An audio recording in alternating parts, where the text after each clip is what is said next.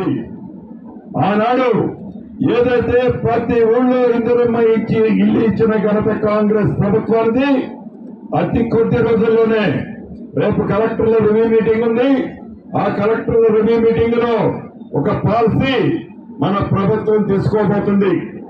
అది అఫీషియల్ గా అందరు మంత్రులు నాకు తెలిసి 27వ తారీఖు నాడు మీకు ప్రకటిస్తారు. స్వీటీ కబురు 27వ తారీఖు నాడు ముఖ్యమంత్రి గారి సమక్షంలో అందరు మంత్రులు ఉండి మంచి అందరికీ స్వీట్ తినిపించే కార్యక్రమాన్ని తీయటి కబుర్లు మీ అందరికీ కూడా తెలిపే రోజు దగ్గరలోనే ఉంది.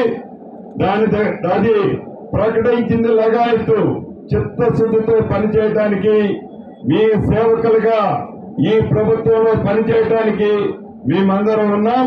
ఒక్క డబల్ బెడ్రూమ్ ఇల్లే కాదు, ఇళ్ల స్థలాలే కాదు, ఏదైతే ప్రతి ఒక్క అంశాన్ని ఆడబిడ్డలకు ఇచ్చే పెన్షన్, ఏది భరోసా, మహిళా భరోసా లాంటి అన్ని కార్యక్రమాలని ఈ ప్రభుత్వం ఎంత అప్పుల ప్రభుత్వాన్ని మన చేతికిచ్చినా సమర్థవంతంగా పరిపాలించే సత్తా ఈనాడు ఇందిరమ్మ రాజ్యంలో ఉన్న మీ దీవెనలతో మాకుంది. కాబట్టి తప్పకుండా ఇచ్చిన కార్యక్రమాలన్నిటినీ కూడా చేపడతామని కూడా మరొక్కసారి మీ అందరికీ తెలుపుకుంటూ, అద్భుతమైన కాలనీ కాబోతుంది ఇది మీరు ఎదురు చూసిన 12 సంవత్సరాల కళ కేవలం ఒక 3 నుంచి 4 నెలల లోపు అది పూర్తి చేసి ఉత్తమంగా వారి చేతుల మీదుగా మీ అందరికీ కూడా ఇస్తారని, ఇచ్చే విధంగా మేమందరం పనిచేస్తామని కూడా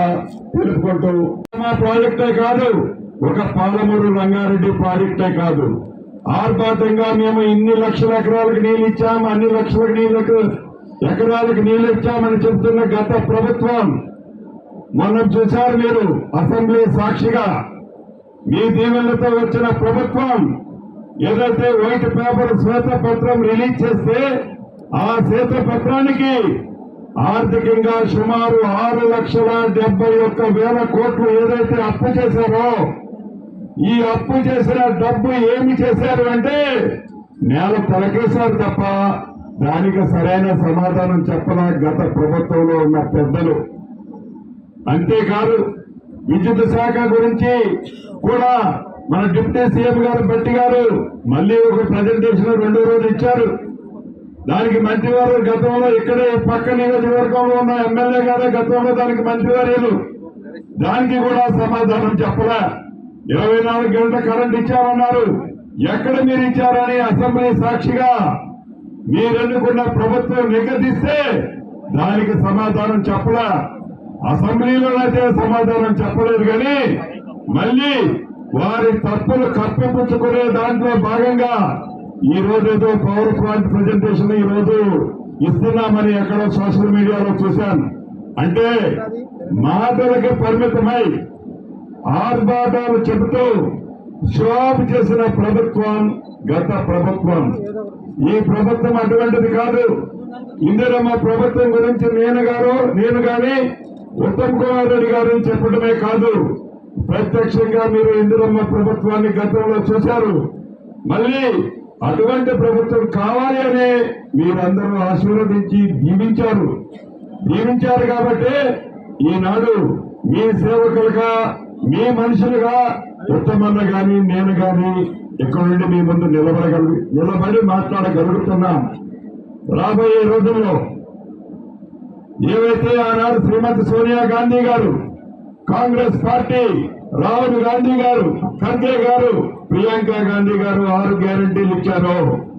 6 గ్యారంటీలకు పాటుతో కొన్ని మేనిఫెస్టోలో పెట్టిన అంశాలను కూడా కాంగ్రెస్ పార్టీ చిత్తశుద్ధితో చేయడానికి సిద్ధంగా ఉంది. మొన్న అసెంబ్లీలో చూశారు. అసెంబ్లీ జరిగే నాటికి మేమందరం ఛార్జ్ తీసుకుని కనీసం పట్టుమని 10 రోజులు కూడా పూర్తి కాలే. కానీ అప్పటికే మేము ఏదో చేయలేదని వ్యంగ్యాస్త్రాలు వేస్తున్నారు. ఏది కోట్ల గిత్తలాగా రంకెలేసే గిత్తలు వదిలిపెడితే రోడ్ల మీద ఎలా ప్రవర్తిస్తుందో అసెంబ్లీ సాక్షిగా మీరందరూ చూశారు. అదే పద్ధతిలో అసెంబ్లీలో గంతులేశారు.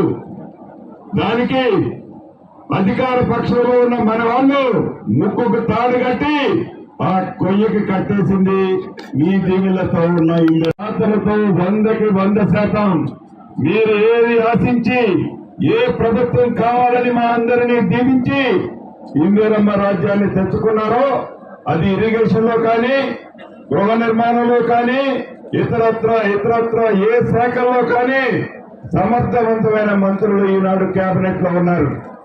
ఏనాడైనా మీరు చూసారా?